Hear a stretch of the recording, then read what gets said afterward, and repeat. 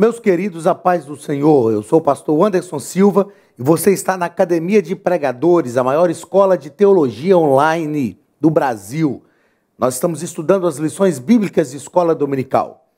Na nossa aula de hoje, estudaremos a lição de número 9, do dia 2 de dezembro de 2018.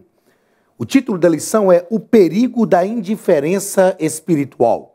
O texto áureo está em João capítulo 15 e versículo 14, que nos diz o seguinte: Vós sereis meus amigos se fizerdes o que eu vos mando. Verdade prática. As palavras dos filhos de Deus devem condizer com aquilo que eles praticam. Ponto central da lição. A obediência, conforme ensina a Bíblia, é a melhor forma de adorarmos a Deus. Os objetivos da nossa lição, o objetivo geral, destacar a importância da obediência e alertar para os perigos da indiferença espiritual. E objetivos específicos, interpretar a parábola dos dois filhos, alertar para os perigos de a prática não ser condizente com o discurso e incentivar a prática da obediência. Leitura bíblica em classe. Está em Mateus capítulo 21, versículos 28 ao 32. Mas que vos parece? Um homem tinha 2 filhos e, dirigindo-se ao primeiro, disse: Filho, vai trabalhar hoje na minha vinha. Ele, porém, respondendo, disse: Não quero. Mas depois, arrependendo-se, foi. E, dirigindo-se ao segundo, falou-lhe de igual modo. E, respondendo, ele disse: Eu vou, Senhor, e não foi. Qual dos dois fez a vontade do Pai? Disseram-lhes eles. O primeiro. Disse-lhes Jesus: Em verdade vos digo que os publicanos e as meretrizes entrarão adiante de vós no reino de Deus. Porque João veio a vós no caminho de justiça, e não o crestes. Mas os publicanos e as meretrizes o creram. Vós, porém, vendo isso, nem depois vos arrependestes para crer. Meus queridos, na lição de hoje, nós trataremos sobre a indiferença espiritual, o perigo desta indiferença. O que é essa indiferença espiritual? É quando as pessoas têm um discurso que aparenta realmente o exercício de uma religiosidade, mas o exercício desta religiosidade não existe.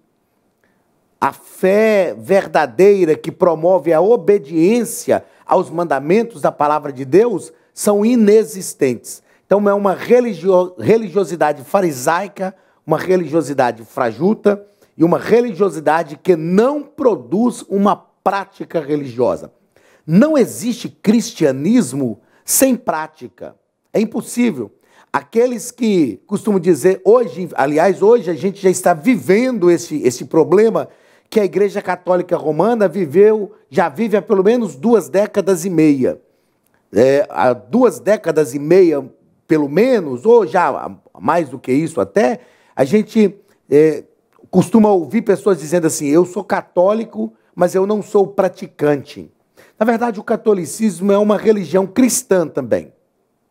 Não obstante não concordarmos com diversos dos dogmas e ideologias católicas romanas, mas toda religião cristã exige prática. Aquela pessoa que diz que é católica, mas não é praticante, na verdade ela não é católica. Já há 1 década e meia, pelo menos, quase 2 décadas, nós estamos vivendo no Brasil os evangélicos não praticantes. Eu sou evangélico, só que eu não sou praticante. Eu creio na Bíblia, frequento um culto de vez em quando, mas não tenho uma prática. Isso não é uma religiosidade saudável, uma religiosidade bíblica. Isto é, na verdade, uma indiferença espiritual. A lição de hoje vai tratar sobre isso e nós vamos, ao final, falar sobre a indiferença de Cafarnaum. Ao final da lição, nós falamos sobre ela. O nosso comentarista, pastor Wagner Gabi, ele nos coloca na introdução da lição que esta é a parábola dos 2 filhos. Quando se fala de obediência ao Senhor, não basta apenas palavras, pois o que realmente conta é se realmente praticamos aquilo que professamos. O cristianismo é uma religião de prática. E uma prática ligada àquilo que nós confessamos. A vida de Jesus foi assim, foi isso que ele ensinou, foi isso que ele defendeu, e é isso que nós devemos viver. Primeiro ponto da nossa lição vai tratar sobre interpretando a parábola dos dois filhos. O contexto da parábola. O contexto da parábola nos mostra que este é um senhor, dono de uma vinha, que tem dois filhos, e esses filhos são convidados por ele, são chamados por ele para trabalhar na vinha. O filho que diz que será obediente à vontade do pai, nessa parábola, representa Israel. O pai chega para o filho, para o segundo filho, na verdade, não é? Para o primeiro filho, e pede o primeiro filho que vá trabalhar na vinha. E ele responde que não quer. O segundo filho diz que vai, porém, ele resolve não ir. Aquele filho que disse que não iria, não obstante falar ao pai que não queria, depois que o pai sai, ele resolve e vai trabalhar. Esse filho que não vai, esse filho que diz que será obediente à vontade do pai, representa Israel, enquanto o filho que diz que não vai obedecer, representa os gentios, os pecadores, os publicanos, que mesmo rejeitando a vontade de Deus sobre a sua vida, quando Cristo se manifesta, eles recebem a Cristo, eles aceitam a Cristo, eles recebem a Jesus como Messias esperado, e o Senhor Jesus diz aqui no texto bíblico, dizendo aos fariseus, dizendo às pessoas que ali estavam, que estes publicanos e pecadores os precederiam ou entrariam primeiro do que eles no reino de Deus. Então esse é o contexto da parábola. Segundo parágrafo deste primeiro ponto, o assentimento puramente verbal. Não obstante, na leitura bíblica em classe, o texto está descrito mostrando que este primeiro filho é que fala com o pai que não iria. Em outros textos sagrados, o primeiro filho fala com o pai que iria. Na verdade, só se inverte a ordem disso aí. Na minha Bíblia, por exemplo, que é a versão atualizada, a ordem está invertida. Mas não vai mudar em nada a aplicação da parábola, o contexto da parábola, o significado da parábola, não vai mudar em nada. O assentimento puramente verbal, o que é isso? O pai chega para o filho, para o primeiro filho, ou para o segundo filho, no caso, né? Eu li na minha Bíblia que sendo o primeiro, mas de acordo com a leitura bíblica em classe, o pai chega para o segundo filho e fala, vai trabalhar na minha vinha. E ele responde, o pai dizendo, eu vou. Só que ele não vai. Este assentimento, essa aceitação do filho é puramente verbal. Ela não está envolvida pela prática. Ele diz que vai, o pai espera que ele vá e ele não vai. O primeiro filho já fala com o pai que não vai, então o pai nem conta com a presença dele. Mas depois da saída do pai, ele resolve ir. Esse primeiro filho está ligado ao terceiro parágrafo deste primeiro ponto, que é a negação verbal. Ele fala com o pai que não vai, mas em seguida ele resolve ir com a saída do pai. Esse verbo metamelomai, que é o mas, quando o filho resolve ir, refere-se a arrepender-se. A saída do pai, com a saída do pai, aquele filho pensa na resposta que havia dado, arrepende-se e vai fazer aquilo que o pai tinha solicitado que ele fizesse. Quarto parágrafo deste primeiro ponto. Uma adesão operativa. O que é essa adesão operativa? É o que Cristo espera de nós. É o que Deus espera de cada um de nós como crentes, como servos do Senhor. Aderir ao seu chamado e realmente fazer aquilo que é a proposta do Evangelho para a nossa vida. Jesus vai falar com os fariseus, com os principais sacerdotes que estavam ali, que vai falar de algo que era inconcebível para eles. Ele vai dizer que os publicanos e as meretrizes entrariam adiante deles no reino de Deus. Os precederiam no reino de Deus. Isto era inaceitável para eles, porque eles acreditavam o seguinte: nós somos a nação escolhida, o Senhor nos escolheu e ninguém nos precederá. Aliás, de forma mais tradicional, alguns judeus nem acreditavam que os gentios pudessem entrar. Porém, nós percebemos que quando Deus chama Abraão, Deus diz que em Abraão seriam benditas todas as famílias da terra. Então havia já, desde os primórdios da chamada de Deus para Abraão e concomitantemente para Israel, havia, sem dúvida nenhuma, o projeto de Deus de que todo mundo alcançasse a salvação através dos judeus. A situação inverte aqui.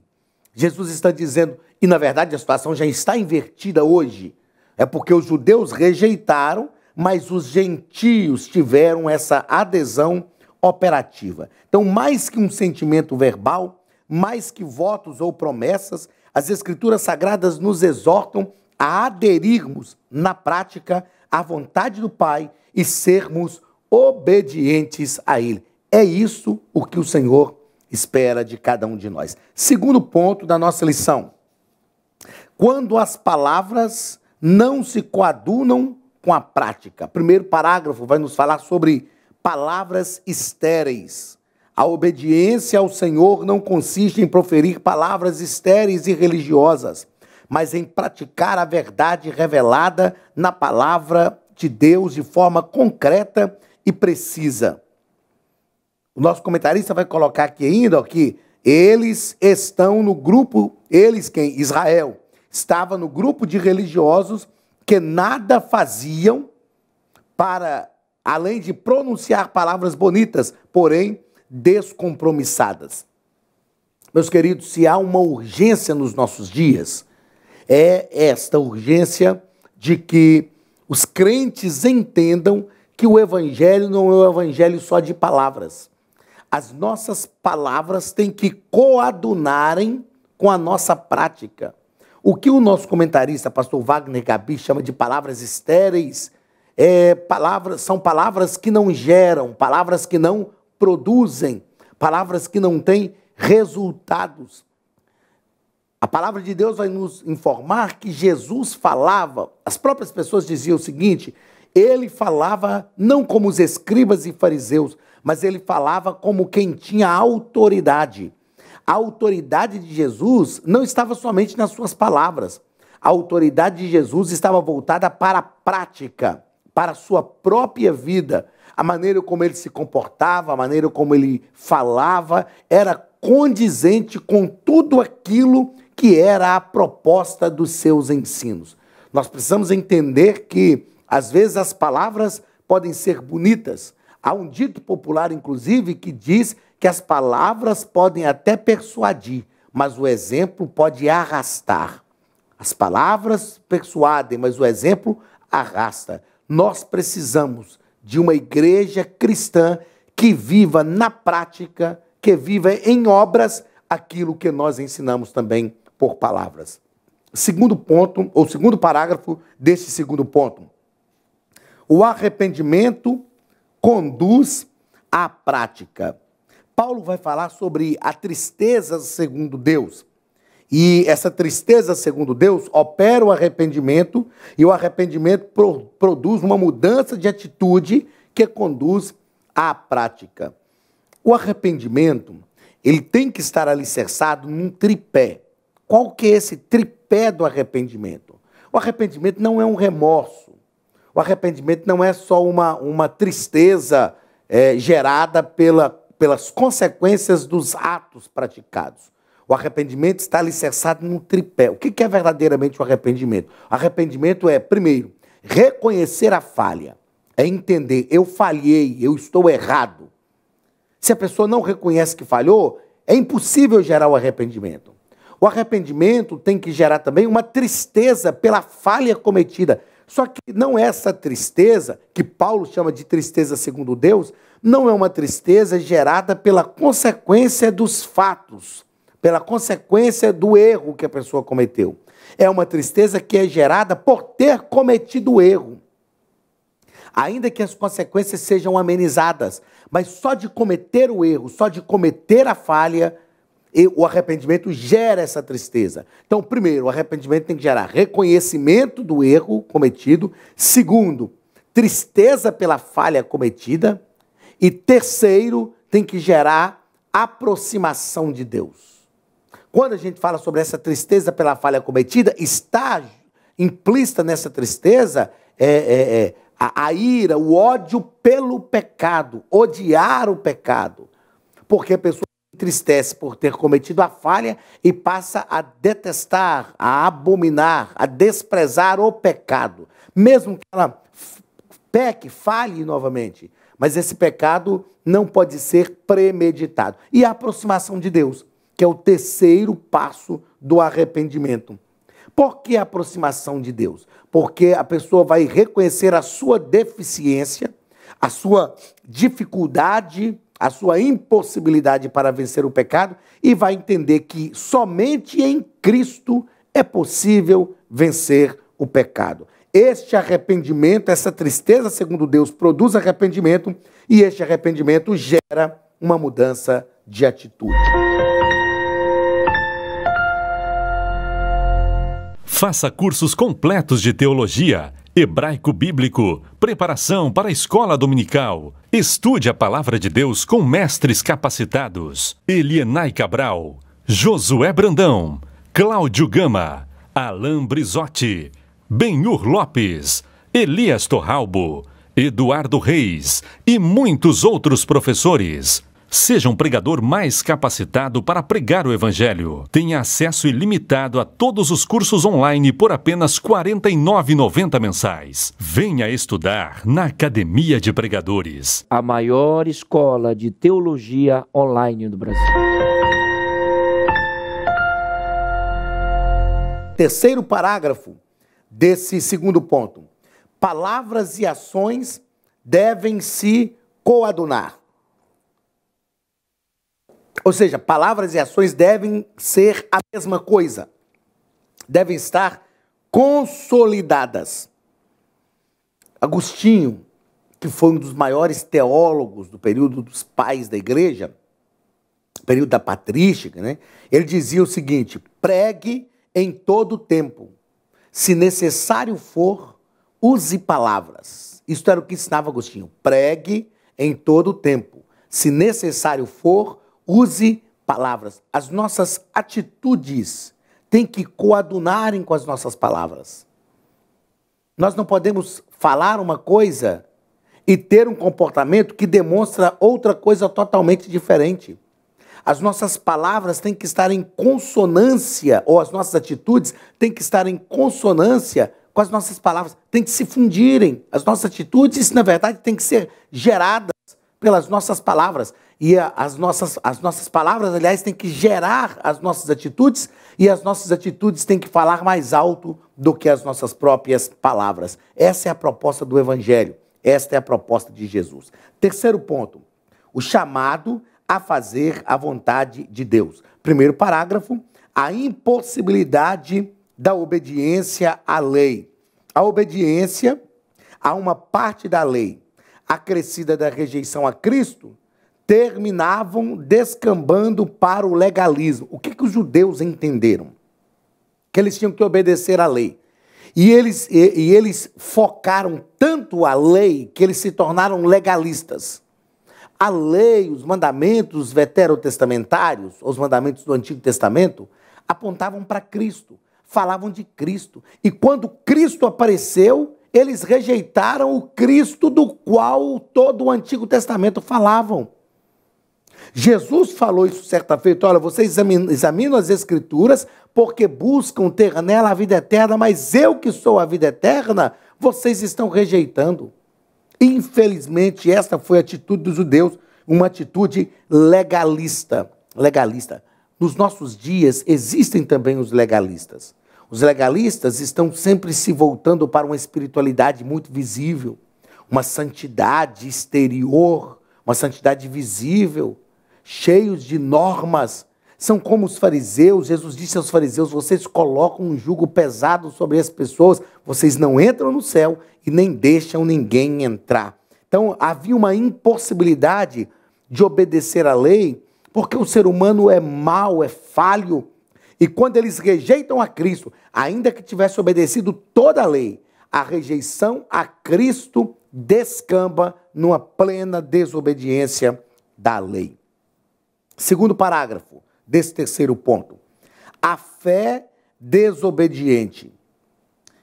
Pastor Wagner nos coloca aqui que se os religiosos são legalistas, essas pessoas que seguem os religiosos, que estavam, os pecadores que estavam ali ouvindo os religiosos e dando credibilidade a eles, esses segundos são os participantes do que poderíamos chamar de graça barata, ou uma fé desobediente.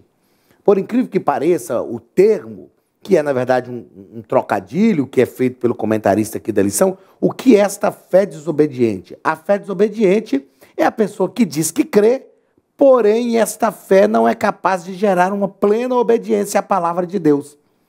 É uma crença tão somente de palavras que não está gerando uma atitude verdadeira no coração da pessoa. Fé desobediente. A nossa fé tem que ser uma fé obediente. A fé que produz obras.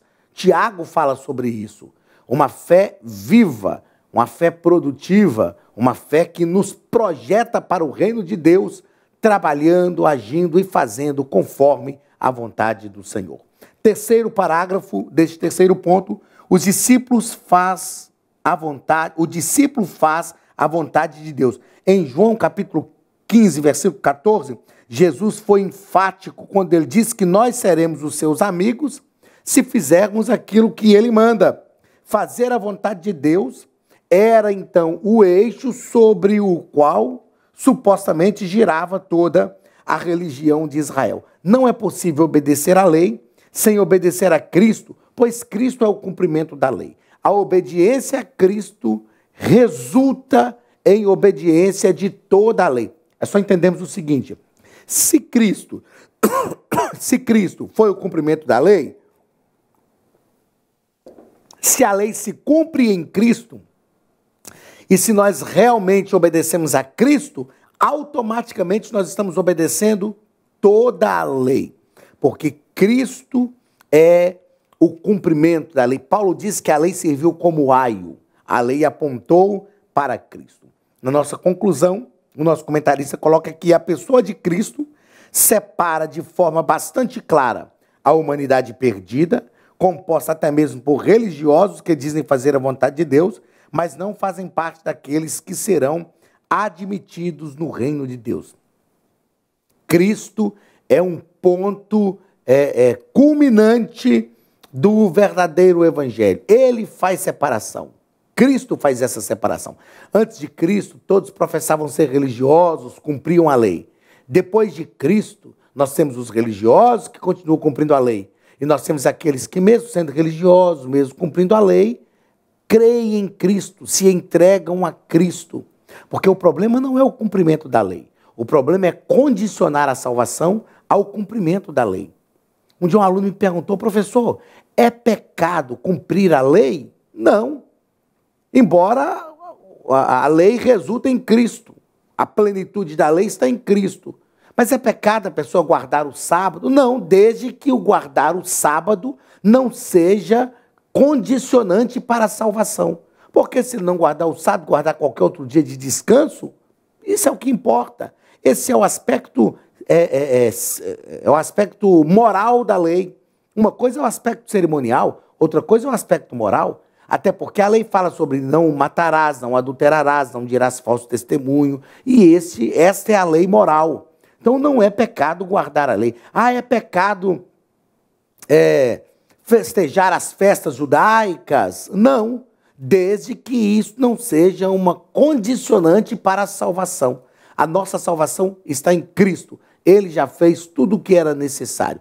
Tudo que vier compondo esta salvação são simplesmente atos que compõem uma salvação consumada por Cristo lá no Calvário. Então Cristo separa de forma bastante clara a humanidade perdida e aqueles que são realmente salvos por ele. Muito bem, façamos aqui 3 considerações importantes em relação a esta parábola dos 2 filhos. Primeira consideração: o que motivou Jesus a contar a parábola foi a pergunta dos principais e sacerdotes no mesmo texto da leitura bíblica em classe, Mateus capítulo 21, do versículo 23 ao versículo 27.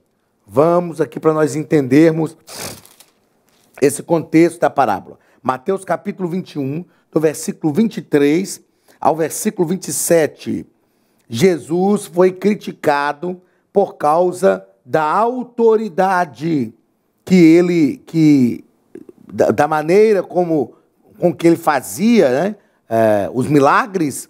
O texto diz que, tendo Jesus chegado ao templo, estando já ensinando-se, acercaram-se dele os principais sacerdotes e os anciãos do povo, perguntando: com que autoridade fazes estas coisas? Quem te deu esta autoridade? Eles fazem esta pergunta para Jesus. Então Jesus pergunta para eles: olha, com que autoridade João batizava? E eles não respondem, porque eles dizem: olha, se nós falarmos que João batizava com autoridade divina, ele vai nos dizer: então por que vocês não aceitaram João como profeta? Se nós falarmos que João não tinha autoridade divina, nós vamos contra o povo, porque eles creem em João como profeta. E eles disseram para Jesus: nós não vamos lhe responder. E Jesus então responderam a Jesus: não sabemos. E ele, por sua vez, disse: nem eu vos digo com que autoridade eu faço essas coisas. Aí, diante dessa perspectiva, com esse pano de fundo, diante desta pergunta dos principais sacerdotes, diante dessa pergunta dos anciãos do povo, com que autoridade Jesus fazia aqueles milagres, diante da pergunta de Jesus para eles, diante da negativa deles em responder à pergunta de Jesus, e Jesus também não responde à pergunta deles. Aí Jesus diz: e que vos parece? Ou seja, ele vai propor uma parábola para mostrar para os principais sacerdotes, para os anciãos do povo, de onde vinha a fonte da sua autoridade. E ele mostra então que eles estavam vivendo uma religiosidade totalmente equivocada. Esse, então, é o pano de fundo da parábola. Segunda consideração: os principais sacerdotes são como o filho mais novo, que é a proposta aqui da leitura, aliás, o filho mais velho da leitura bíblica em classe, não é? Lá na minha Bíblia é o filho mais novo, mas aqui é o filho mais velho, aquele que diz: eu vou trabalhar, e na verdade ele não vai. Aliás, aqui é o filho mais novo, o segundo filho. Ele diz: eu vou trabalhar, e ele não vai. Eu anotei aqui olhando na minha Bíblia, mas porque na minha Bíblia é o filho mais velho que diz que não vai. É o segundo, é o primeiro filho. Aqui no texto da leitura bíblica em classe é o segundo filho. Então, os principais sacerdotes são como este filho mais novo, que não querem e que dizem que vai, mas na verdade não foram. Em relação à indiferença espiritual, o maior referencial de indiferença espiritual na Bíblia é Cafarnaum. Existem alguns textos, Mateus capítulo 4, versículo 13, vai nos mostrar que Jesus saiu de Nazaré e foi morar em Cafarnaum. Marcos capítulo 2, versículo 11, vai nos mostrar que Jesus estava na sua casa em Cafarnaum. Mateus capítulo 11, versículo 23, é um texto que Jesus vai amaldiçoar 3 cidades, cidades impenitentes. E uma dessas cidades é Cafarnaum. Cafarnaum se tornou indiferente. Cafarnaum recebeu Jesus como morador. E Cafarnaum viu os maiores milagres de Jesus, porém não se converteu. Jesus falou com Cafarnaum. Em Mateus, no capítulo 11, e Mateus, capítulo 11, do versículo 20 ao versículo 27.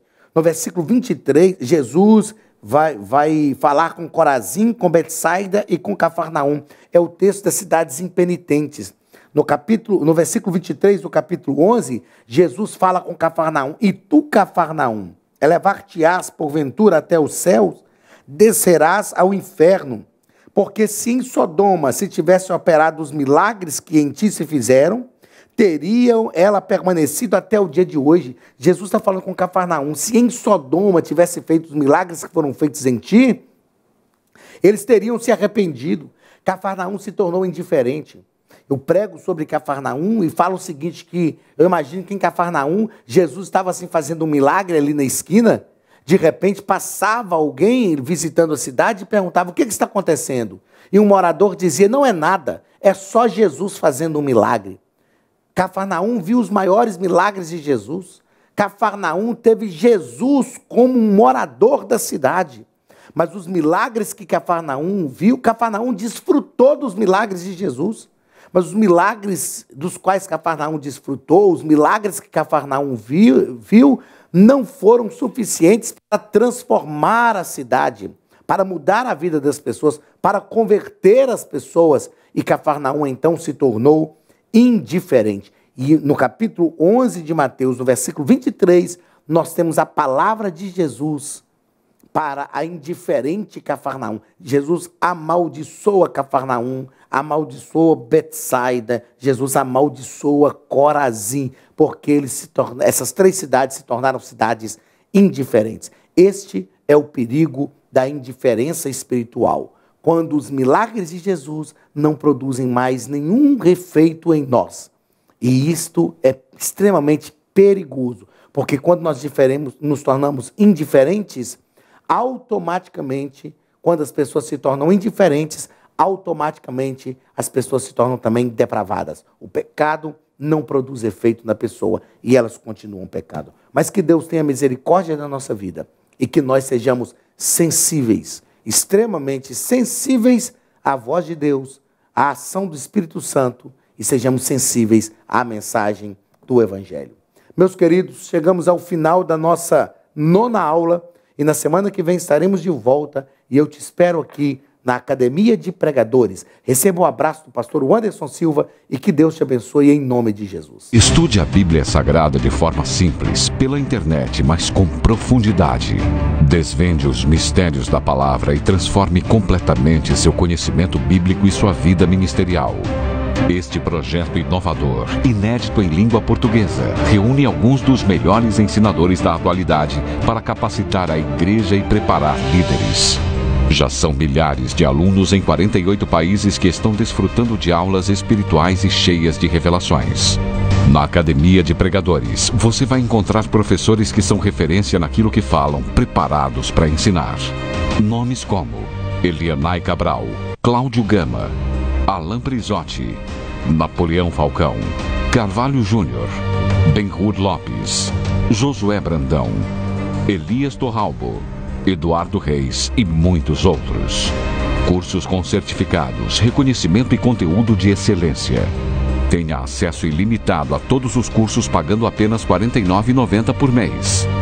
Veja as aulas pelo computador, pelo tablet ou no celular, numa moderna plataforma digital, no horário que quiser. Você ainda pode rever as aulas sempre que precisar. Aproveite esta oportunidade e faça parte da Academia de Pregadores, a maior escola bíblica e teológica online.